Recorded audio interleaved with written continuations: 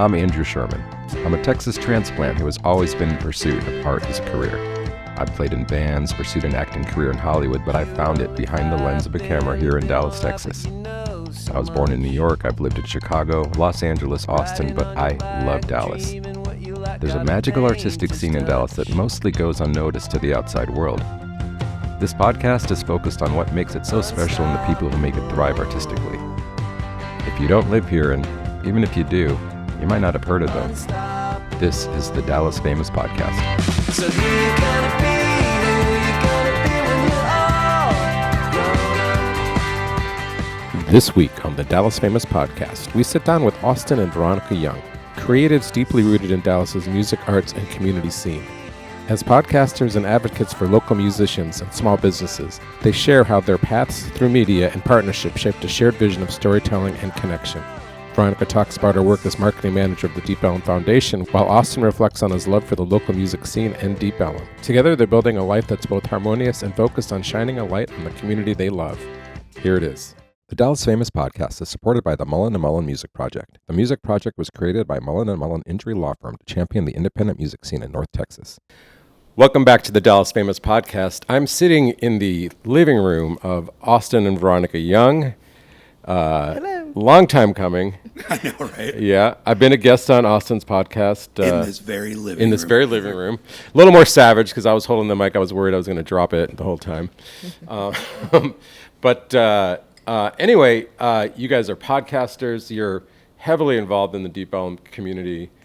Veronica, what is your, we should introduce your pup too.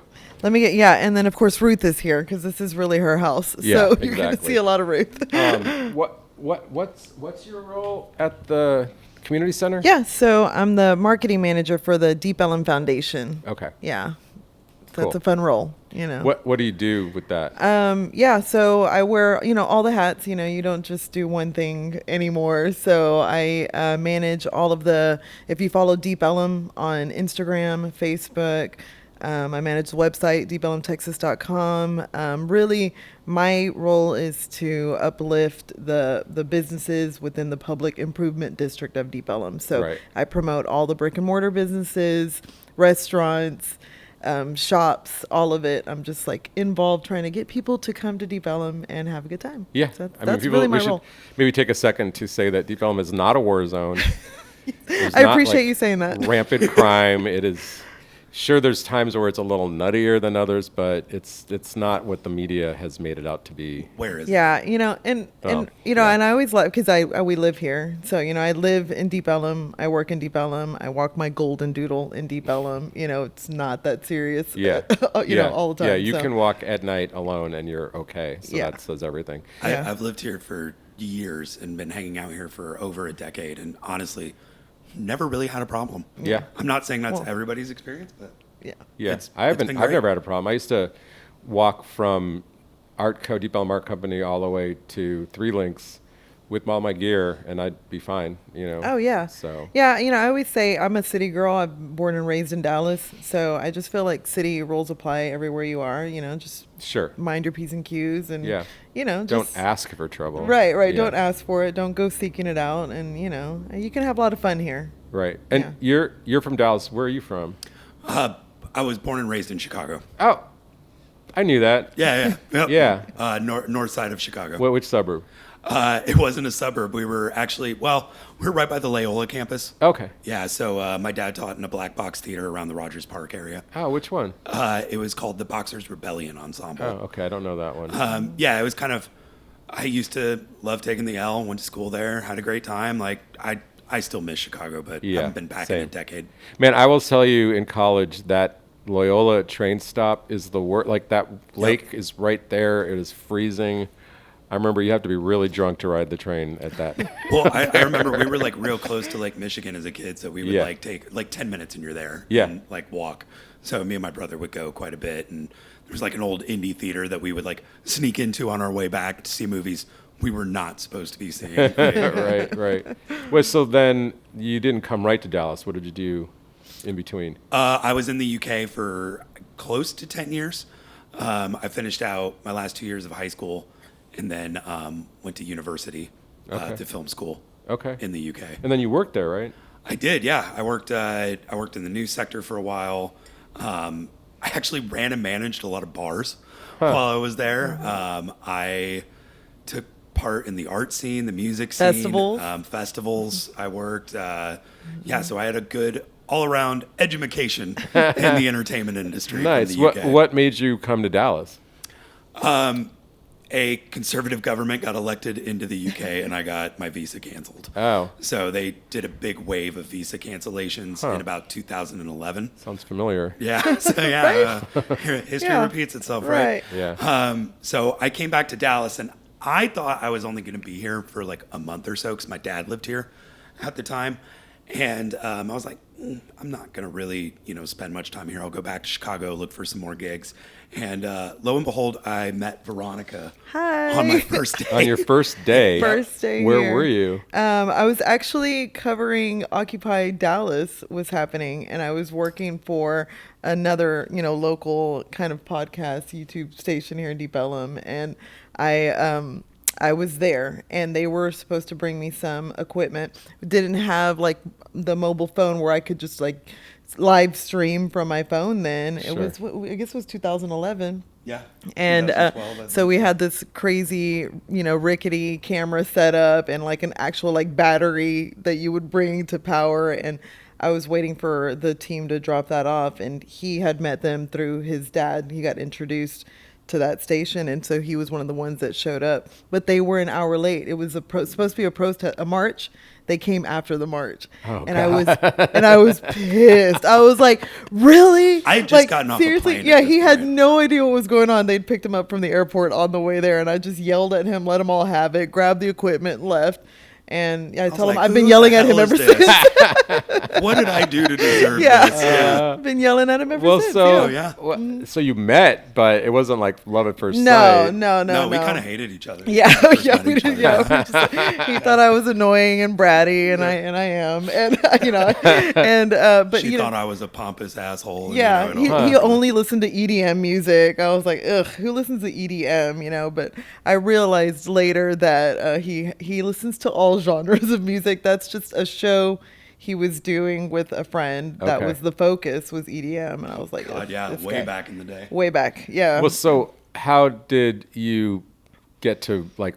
I mean, if you didn't normally, you don't like somebody, you don't need to talk to them. Well, it's because through that station we were doing shows, and Austin had a British accent when I met him.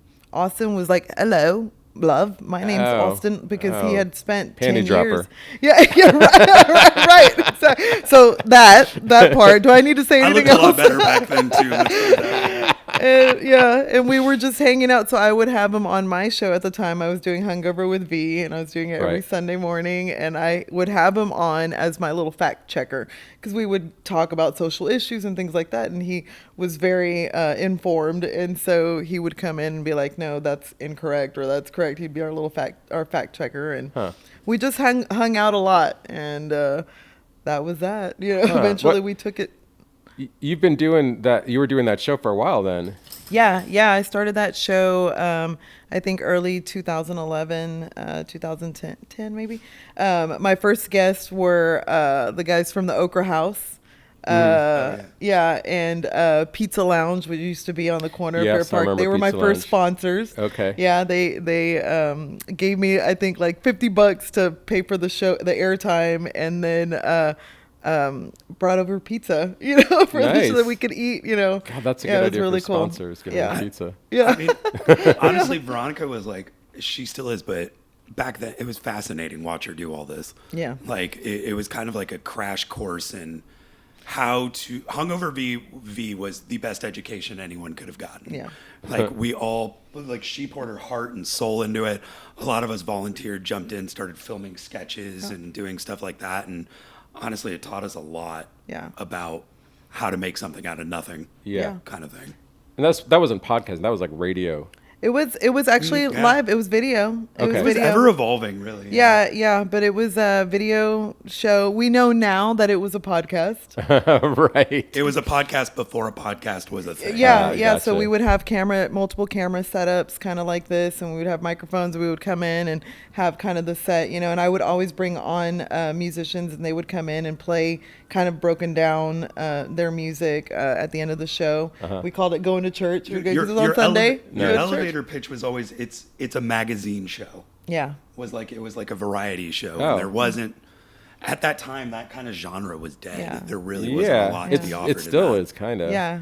I mean, that's It was the a thing, lot of fun. that's the thing. I'd like to have various guests, but I just was awarded best music podcast That's for some right. reason, which is cool. But I'm like, okay. I mean, Yeah. I have musicians too. We're a bunch Yeah. of award winners here. Yeah, it's true. All of us. Award winners. Yeah, you've got an Andrew entertainment kicked award. my butt this year. But yeah. I never win the host. Well, look, have yeah. either of y'all? I beat Paul Slavens once. Wow. So, Yeah, you got a Dallas for Observer Dallas Award. Observer. We were both Wow. nominated. Okay, and I that's something. Yeah, hey, and I tell him that every time I see him. It's funny, Paul. Yeah, I got to get him on, but he's in Denton, so that's like a little bit of a journey for me. And then, well, when did you get into your show, Austin Young Show? So it started January of 2023. Okay. Kind of when Deep Ellum Radio did that whole rebrand. Okay. And You mean so- when I did the rebrand Yeah, for when Deep Ellum Veronica Radio? did the rebrand of Deep Ellum Radio. And that's when it started. And the whole point was just, I noticed there was a lapse in coverage. I don't want to say professional coverage, but there was a lapse of alternative music coverage. And I was like, okay, I love punk. I love ska. I love anything that's fast paced. This needs to be represented better in the local music media scene. Right. And so I jumped at the chance to do it, and I started covering local bands and interviewing them and having them on the show. I've had a couple of comedians, and it's been great. It's been growing ever since, and I'm really enjoy doing it. Yeah, if I didn't know the Dallas scene, I'd be like, well, how long could you do that? I mean, how many bands are there? There's so many freaking good bands here. And there's some It's popping endless. up every day. Yeah. There's a new band I've never heard Yeah, of. same. So it's And like, I mean, okay. you're probably like me. Like, I'm really paying attention, and I'm like, who the hell is this band? Don't you hate that too when someone's like, "Have you heard of it?" and you feel so bad? Well, 'cause you no, feel I like you don't shouldn't have- because I'm like, I'm old and out of touch. I don't know anybody. That's my standard answer. Yeah. Or But- have you recorded a show where you have a band that you're really looking forward to on, and you get it all recorded and everything, then they call you and like, yeah, we broke up. That hasn't happened yet, Okay. but I did just have someone on that lost their job, and it's like coming out like, well, this will be way past, but I'm like, I'm just gonna let it roll. Like they're Let it still, ride. they didn't lose their job. Their job role changed, but yeah, I mean, we're a time capsule, and you can't fight it, and it's not like we're not the Daily News where you're gonna write a correction the next day. and, Right, yeah. It's like it is what it is. A retraction. I am looking forward to, because I do have to say, I'm a huge fan of Dallas Famous Podcast. Thank you. One of my favorite, Not I mean, me. I love the Desi episode. Desi's been on twice actually. Yeah. And Yeah. it's been fantastic Yeah. every time. I love Yeah. that guy so much. Yeah. But I look forward to going back and re-listening to your episodes, my episode, her episodes 15 years from now. And just being kind of like, wow, I bet it's going to be one of those like emotional, what's the nostalgia? Yeah. Like I nostalgic don't even think moments. about. I mean, like I'm so like wrapped up in it right now. I mean, I don't even go back and listen to the. I mean, I've only been doing it for a few years, but it's like already things have changed dramatically. Yeah. Oh, That kind of moved a little. that mic stand's not too great. Yeah, it's all right. Keep an eye on that if you don't Keep mind. it on that one. So yeah, so you kind of did like you're trying to kind of monetize yours in a different way, your podcast in a different way. I wouldn't say monetize. I mean, I'm not making any money. Right. let's Well, face maybe- it, we're not in this for the money, are we? Yeah, Like, it's no. not I mean, maybe that's not the exactly way a- to phrase it, but like Yeah. it's like you found a different avenue to try to get the podcast out, right? I did, yes. So Veronica was approached by Revolver, which they were looking for More local localized music shows. shows. And so they gave me a great opportunity to jump on and do my show. It's been a little hard recently. I'm not gonna lie. Spotify has been really messing with me. That's right. I was going to ask you about that. So they are now flagging every show for music. Right. Even with permission. Even with permission. Mm-hmm. Every Yeah. song I play, He I has have permission permission for. from the I have a artist. signed release. I have email confirmation. So Spotify is using AI basically to data scrub. Right. And they're going through any uploaded content, kind of like what YouTube does when you upload a YouTube video. It scrubs the video and goes, hey, do you have permissions to use this? Right.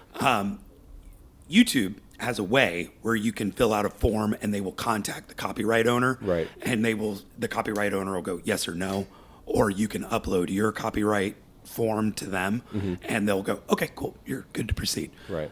Spotify does not have a way to do that. So as soon as an AI bot finds music that's been uploaded to Spotify, so let's take, for example, I mentioned Desi earlier. So Desi uploads his Dirty Laundry album to Spotify. Spotify instantly goes, cool, that ownership is with Spotify and Desi 5.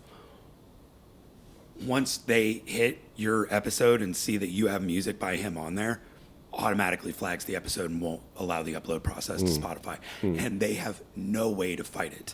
There is no way to upload a form, no nothing. So my distributor gets dinged for that every time it happens. And so the lady that I work with closely, she comes to me and goes, hey, your episode's not uploaded. Unfortunately, there's no way around this. You're going to have to go and edit out all the music. Oh, geez. So now I've been A forced. music show. Yeah.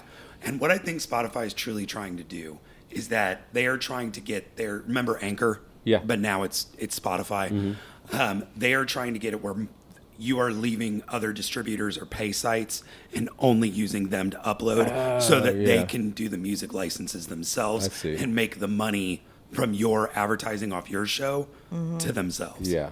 So it's kind of a big way to monopolize. Yeah, I the mean, I do podcast still music industry. upload through Spotify, but I don't have the number, so they're not making any money off of me. Exactly. But Oh, they are, because every time that music is played, they are being paid some way, shape, or well, form. I did used to have artists give me tracks, but honestly, partially because of you, I stopped doing that, and I'll let them do a live song, and that doesn't usually ding it. Right. Yeah. Right. Live But are pretty good. I mean, I have Salim Nirala, "Unstoppable" is my theme song, and every video I upload to YouTube, they're like, "Hey, flagged." But luckily, like you said, I can dispute it, and he must be somewhere clicking yes, that's okay, and you know, Yeah. It's hard now because my show was a radio interview format. right? Kind of like for people that have never listened, imagine a This American Life with music. Right. Yeah. That was the show.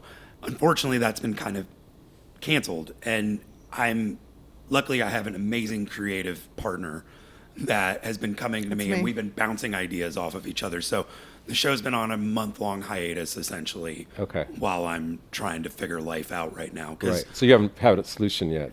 I mean, I kind of do. We've come up with a couple of good ones. Yeah, and I think because, it's like, just with a like punk- finding the balance. Yeah. Right. With a punk band, it's not like they're going to play in studio necessarily. Right, you can't have Or a I punk want band them to play, play in studio. acoustic. Yeah, it's not the same. Although it would be cool. It would It'd be be a cool. different show, though, I do altogether. think more man on the street style interviews will be a better option, because then I'll still get that DIY flow. It'll be quick. And one of the things that we were talking about, because you weigh out, I mean, are we even getting a lot of listens for the podcast? Really, it feels like you get the listens. Sure, you get your regular people that are downloading all the time, and But social every now and then media- you have a guest that will bring a little bit more. But social media is where the followers are and where the listeners are for his show anyway. And Yeah. so if we can just figure out a way to do man on the street interviews or interviews at shows, and then use social media to be kind of that just might be the way to go, and we just skip. Right. Honestly, Spotify. I'm lucky if I Yeah. get a couple of hundred. Most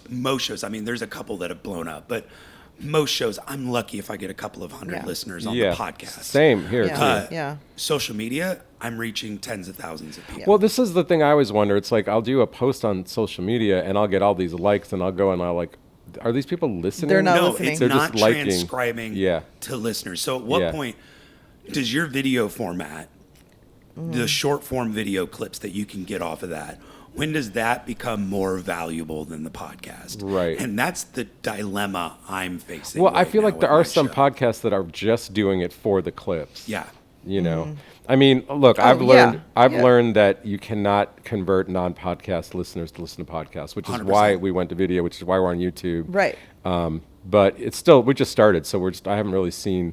Yeah, for me, you know, video, I feel like, especially for what he's doing, makes the most sense. Just if we're not going to play music, then you need to just be on camera in front of the bands. With the bands. Because my goal and her goal has always been support the musician, not yourself. Right. Yeah. Like it's like, yes, it is the Austin Young show. Like there's some narcissism there. Right? Like, you know, you don't name a show after yourself without some sort of belief in yourself. Right. But like at the end of the day, my only goal is to make the bands like to get them in front of a different audience that wouldn't have. Absolutely. Like that's why you got into this. It was to support the artists. Like I want people to know like who you guys are. I mean, people in Deep Ellum, there's a good chunk that don't even know about the community center, don't know what you're doing for it. Yeah. You know, you're bringing attention to a lot of bands that nobody else is bringing attention to. No, but that wraps to my point of at what point am I better serving the bands of DFW?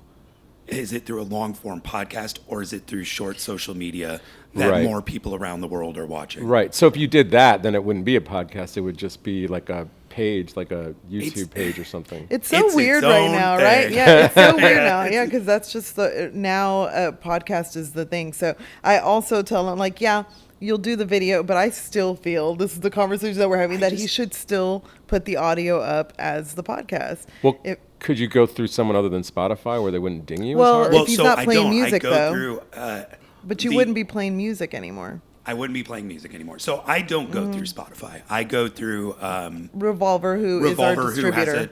And they have a subscription to Simplecast. Oh, so they'll send it out to everybody. Yeah, and there's no way for you to choose who it goes to. Interesting. Okay. So you're kind of stuck.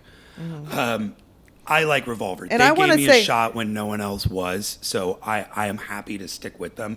I just have to figure out a way to make it work for the bands and for myself. Yeah, and I will say Revolver really did fight for him. They were reaching every time they got dinged, they're like, hey, you know, and they're sending whatever documentation. And so there were shows that were being pulled that were getting back on air. Like they were, but it was just Spotify. And it was just Spotify. Everyone else, Apple, you can still find those episodes. There are episodes. They're on Apple, Amazon, and iHeartRadio, all that. Yeah, but they it got to a point where it was every episode was getting pulled. I got to figure that they have that issue with other shows too. No, because I mean, I was really the only music show on their thing. They did have Spanish music shows, but I feel like that those shows edited all of the music out for the podcast. Yeah.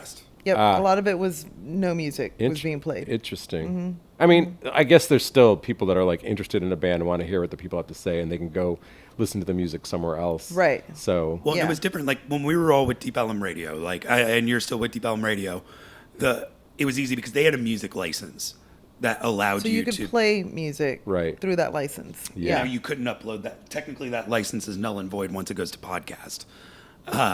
However, I do kind of miss that. I didn't get dinged. I used to do it a lot, where I'd have like one song from an artist. No, I know some artists didn't even upload their stuff to Spotify, but some did. Yeah, so when you get lucky when they don't upload it, then it's great. Yeah. You know. But again, that's like it's the luck of the draw, man. The way around it for me is just have them play a song live. I don't even ask for songs anymore. If you can't, if you don't want to play a song live or you can't, no problem. We're just not gonna. Well, that's why I did start. Oh, this is a good opportunity. I do have playlists. Yeah. So instead of playing music on the show right now, I'm doing Amazon Music and Apple Music playlists where you can find all of the music that has ever been played on the show. That's smart. I don't know why my voice is cracking. I was singing my heart out at Dua Lipa the other night, and then I went and saw Booth last night. So okay. I've been shouting I've been shouting "Yeehaw, fuck the law" at Top Allen for a while. So Yeah, I'm so subdued at concerts. Like, I mean, Oh, I think gosh, I I was. bet. because you're working. Well, you're even working, yeah. even when I stop work, I mean, I'm working, and then if I'm stay, I just sit down and I'm just like,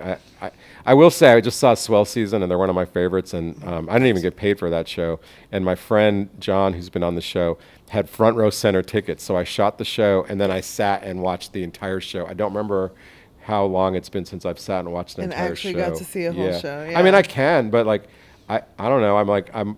It's like I get done shooting, I'm done working, and I want to go Right. home. You wanna go home. Yeah. So. It's Yeah. like back when I used to do filmmaking. Now when I'll pass by like a reality show shoot or something, do you do it with other photographers where you're judging them when you're in the crowd? You're just like, oh, that lens isn't going to work for that shot, bud. Like, I would, but I don't really go to shows if I'm not shooting. Okay. I just Yeah. I don't have the bandwidth at this point. Right. You know, and also I don't know what to do with myself. I want to shoot everything I go to.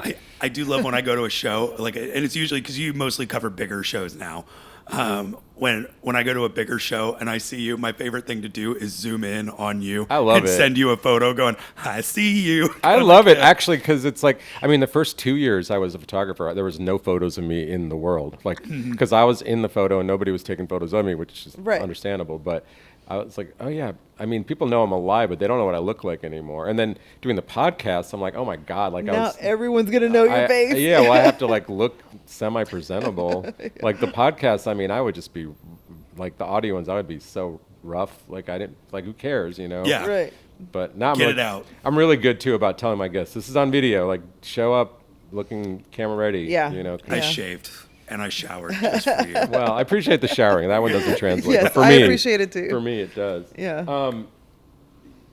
But let's go a little bit further into the Deep Ellum, Dallas. Like, Yeah. Like what is it about this area that makes you guys just want to, you know, cover it, keep working in it? Like, what is Yeah. it? It's the heart and soul of the city. I mean, I will say for me, you know, Austin's been now in Dallas for 10 years, so I think we can call. No, going on. Oh, we can call him 13 years a now. Texan now, you Yeah, know. Yeah. yeah. But for me, you know, growing up in Dallas, I had a very and I still do, a very musical family, big large family.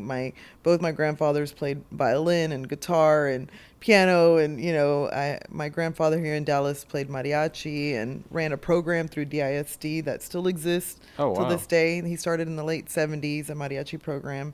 And so I've been surrounded by music my entire life. And so when I was young and getting in a lot of trouble, you know, we would come down to Deep Ellum, you know, and it was always just the coolest place on earth. You know, I Right. just, you know, I was always just mesmerized. Even when I was little, you know, in my dad's car, when he would drive through the tunnel, Good Latimer, and we lived this Good Latimer, it's right here, you know, and it's just, I think for me, the history of Deep Ellum and how it's always been such like a hotbed for anyone, the disenfranchised, you know, minorities, people who, you know, poor, you know, working class musicians, you know, all of that. And I've always been drawn to it. Give and us so, your poor, you're sick, you're hungry. That's Yeah. Ellum, like it's, and so I found community here at a young age, and you know, I wish I would have found it sooner, you know. And once I did find it, I can't stay away, you know, Yeah. and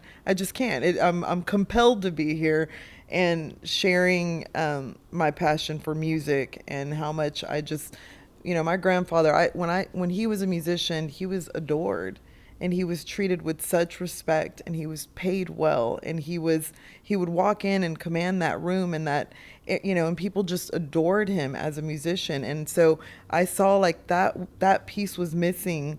You know, we don't put them on a pedestal, you know, even when they're just singer-songwriter, and putting, you know, they should be on a pedestal. In my opinion, Yeah. that's one of the, you know, greatest art forms, you know, to be able to put your words into a song and move somebody with your music. It's just the greatest gift on earth. And, you know, and so I felt like, what can I do? How can I help?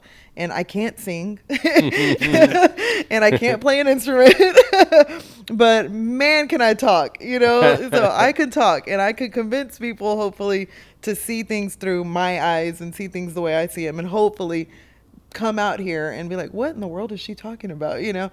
So I got really lucky in that I got to experience the music side of things, and I got to book music enough to know that I don't want to do that. Yeah, that's rough. Yeah, that's rough. Everybody thinks it's a fun Yeah. job. And then until they do it. Yeah, right. Until they do it. And that's why I say if people are envious about what I do, don't be, because it's not glamorous at all. It's a lot. It's fun. There are fun moments, but it's a lot of work. There's a lot of work that goes into just, even promoting the neighborhood and, dealing with, news and media and perception, and also enjoying what I feel like is Disneyland for adults, and kids are welcome too, but Get them out after dark. Yeah, we don't want to party with your kids. Yeah. Oh, I see kids at every show. Yeah. I love that though. I wish my parents. Kids at shows, I'm totally down for. Yeah, okay. I wish I'd gone more concerts. 100%. Yeah, as a kid, with the little earphones. With the little ear. So I don't know. So for me personally, when we were talking about where we wanted to move and where we wanted to live and actually set like roots down, we were ready to buy something, and this came available. But before we even thought Deep Ellum, we realized all of our Ubers were to Deep Ellum, all of our spending, and then we just started looking. We're like, we're spending all of our time and money there on the weekends. We might as well just go live there. We were crashing on friends' couches over the weekend in Deep Ellum, like every weekend. Yeah, because it was like we're out late, we don't want to drive home, or too late to grab an Uber, whatever. And finally, we're like, let's just do it, and so we did. Yeah, now, it'd be cheaper to live in Deep Ellum. Even though it's more expensive, it'd be cheaper to live in Deep Ellum for sure than it would be to stay. Your lifestyle, I think we were in Lakewood at the time. And we travel a lot, and we are lucky to get to do that. But when you're traveling, we notice that we like to stay in like city centers. We like walkable. We like to be able to get to shops. And Deep Ellum is that. Deep Ellum is a city. To me, it feels more like the city center than downtown. Mm-hmm. And it's very walkable. And you have coffee shops, and you have bookstores, and you have art everywhere, so it just, to me, it's an easy thing to be in love with, and I wish everyone else could see it the way I see it. Topical Gilmore Girls reference. It's the Stars Hollow with the music scene. Okay. I do want to just take a second to say it's great that there are people like you being advocates for the artists, because most artists are not capable of being their own advocates, whether it's because they're not capable, it's on their being, or it's just they're too busy promoting their art and it just doesn't come across the right way. So it's like invaluable to have people doing this, you know, and like devoting their life and career to it. And it's hard for artists to promote themselves. If you're all about music, and I knew that because when I was doing Hungover with V, I remember the first few artists that I would have in, and they're just great, and we're talking, but as soon as I would turn that camera on, I mean, they would crawl into a shell, really? Okay. That red dot comes on those cameras and you will be amazed. There's no red dots. That's one of the things that's a little unnerving. Well, but it's like, is it on? Is it not on? But what did I just say off mic? But I would see that, and I would always, so it was always just my goal to like make them feel comfortable, and it's all right. We're just gonna, we're really just gonna talk about some of the cool things that you're doing, but it's hard for people to do that. So they need people like us. I feel like certain types of artists, depending on what your art form is, are better than others. But I was a musician for years in LA, and it's just like, hey, come see my band. It's just like, okay, you need more than that. You need more than that. Enough. Yeah. That's why I got into the alternative music side, and I was so desperate to promote it to the outside audience, because I feel like a lot of people like the idea by punk, but they're scared of it. And so I was like, how do I package the alternative music scene and make it digestible to somebody like my mother? And that was... And his mom's a big fan of the podcast. Yeah, my mom's my number one fan. That's right. Definitely say that. But it's like, how do I tell the stories of these bands and make them, like, make the average person want to listen to them? Right. Like, rather than, when you throw a package out there, most bands they only know how to advertise themselves to the audience that's already at the show. Sure. Not to draw new people in and get them involved. Yeah, that is the biggest challenge for any genre, but I could see how punk would be extra. And ska. Like, ska's not a popular genre by any stretch of the means. Yeah, when we were at that... I love it. That Less Than Jake show. Such a good show. Catbite was... Yeah, it was great, but what was interesting to me was it wasn't... Like, first of all, it was stewed at the Bomb Factory, so it wasn't like the big room. But I looked around, everybody knew the words to Catbite. Everybody knew the words to Listen Yes. Dick. Fishbone, not as much, but Even though Fishbone's like iconic. well, they're iconic, but they're not technically ska, are they? I didn't think so. I mean, they are in the ska hardcore scene. Yeah, like yeah. they are wrapped in. That was It's like the Cayuga's craziest not a punk band, but Cayuga All Stars Okay. are a punk band. Okay. Yeah. Yeah, no, that was Fishbone was the wildest show I've ever shot. Honestly, like, Oh, I wrote bet. a review and it was like writing itself, and then they actually reposted it because I must have got the essence of what they were That's doing. But, incredible. I mean, No, The they lead blew me singer's away. such a I'd nice never guy. seen them. I've heard of them. I know the logo. You know, I know the well, font. I was on this tour with Andy Dick, and he actually didn't make this one leg, and so I'm just hanging out with Angelo, and Nice. yeah, and like I remember, well, like I didn't hang out with him, but like me and my buddy were in a hotel room, and he walks by, he's like, "Hey, do you want a chocolate taco?" And I'm like, "Yes, Angelo. Anything you want to hand me, I'll take." You know. What's in this taco? No, it was a legit just dessert taco. It wasn't anything crazy. You brought up Andy Dick. Can we go into like I had you on my show and Yeah. we talked about Andy Dick. That- Now somehow I'm friends with Andy Dick on Facebook and Instagram. Yeah, What? well, because we were very It's- complimentary to yeah. him, I think. I don't remember now. You were. He is funny as hell though. Yeah. Like even his social media presence, he has me like chuckling. A Yeah. lot. No, we were trying to get him to do a show at Deep Ellum Art Company, and John was down, and then it just, I don't know what happened. It fell apart. Like, I don't think he's really playing shows as much right now. I feel like he's filming something for HBO. I don't know why, but there seems to Not be a for film. HBO. Okay. No, what it is they're doing like a documentary of his life, which I Okay. did an interview for that. I was told that I made the highlight, the preview, like reel. Oh, really? but- Oh, that's Okay. cool. Yeah, but I don't know when they're going to finish that. I mean, they've been working on that for years, apparently. But Yeah. when we used to, back in the day, there was always people video. I don't know what happened to any of that footage. I mean, like, before anyone else was doing it, like, we did some crazy stuff that got on video. I'm glad Yeah. some of that's not there anymore. Yeah. But Will it emerge? yeah. Make it my Yeah. mission to dig that up. But Yeah. well, I mean, actually, I'd rather you did, because I'm Right. curious to see some of that, you know. So you guys are a pretty, like, cool couple, but also Yeah, not we just like each other. Yeah, not just as a relationship, but like as a working relationship. Like, can you talk a little bit about how that goes and how that give and take happens? Man, it's always just been so natural. I looked up. I'm not one of those horoscope people, okay, but I've Yes, looked she it is. up. I've looked it up, and they say that our horoscopes work really well in like either political or in sort of like public facing like roles. Okay. Relationships. So I feel like we complement each other, you know, and also, you know, I really trust him and his advice. I mean, he went to film school, you know, I mean, I always say he got the proper education. I got the street education. And so like together we just kind of combine that, you know, so where he might be a little bit extra and overthinking things, I'm a little bit like, no, just do this, you know, and like, let's get it done, you know. Yeah, I'm worried about health and safety forms, and she's Yeah. like, "It's one shot on the It's like street. one shot, Just get do over it. Yeah. It's just- yeah. Yeah, I'm like, but we don't have insurance No, for I'm this like, thing. we Like, don't what are we need going to do it. in the event of this? Like, yeah. That's England beat the health and safety. yeah. But Yeah. working with her has been the highlight of my life. Yeah. And it'll continue being. Yeah. I love Yep. what we do together and what we have. And I say we have built-in editors, you know, like yeah. we use each other, you know, and so if I'm working on something, he's always my last look. Before I publish anything, and sometimes I'll publish something and then show him after, and I'm like, I knew I should have shown you before, you know, like, you know, 'cause he's like, I would have just, and I'm like, damn, you're right, you know, and so. Like the pacing's off on this. Yeah. And so he's my, you know, my lifetime editor. And so, and I know he feels that the same way, you know, and so we always, anything that goes out, we check in with each other first and give the advice. Now, listen, it's not always, you know, rainbows and, you know, sunshine. You know, there are times where I'm really into, I you don't know what you're talking about. right. I've been editing this project for like, you know, 3 days and, you know, I'm finally ready to, you know, and he's just like, I'd cut that. And I'm just like, are you kidding me? Like, that's brilliant. Like, what are you talking about? You know, and then I'll sit on it and then I'll do it. And he's usually right, you know, and it's just because you need that. You need somebody to kind of checks and balances to Yeah, what you're absolutely. doing. You know, it's important. And honestly, it's like our common goal is to help each other out. Yeah.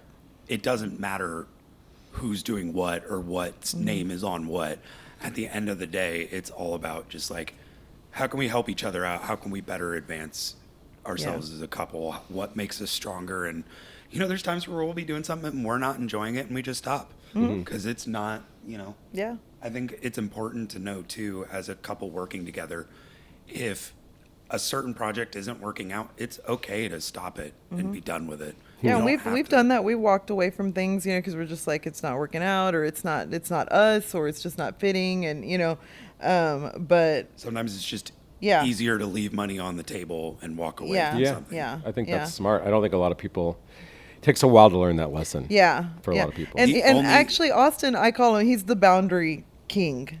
Austin can set a boundary like no one, and I struggle with boundaries. I'm like, yes, sure, I'll do, but like through him, I've also been able to, because I acknowledge the reason why he sets boundaries is because he knows that his time is valuable and he knows that he has something to offer, and I think for a long time, I wasn't really sure that I had anything, tangible, Yeah. you just always struggle with that, imposter syndrome is a real thing, Yeah. like, what am I doing? Why am I here? Oh, yeah, when I'm editing these episodes. Right. Yeah, exactly. And he's that reassurance, but also he's good at, we don't have to say yes to everything. Right. We can pick and choose and, Yeah. and And it does make the work you do more valuable. Yes. It's hard to see that sometimes when you're in the middle yeah, of it. yeah, yeah. Well, and there's times where I have to,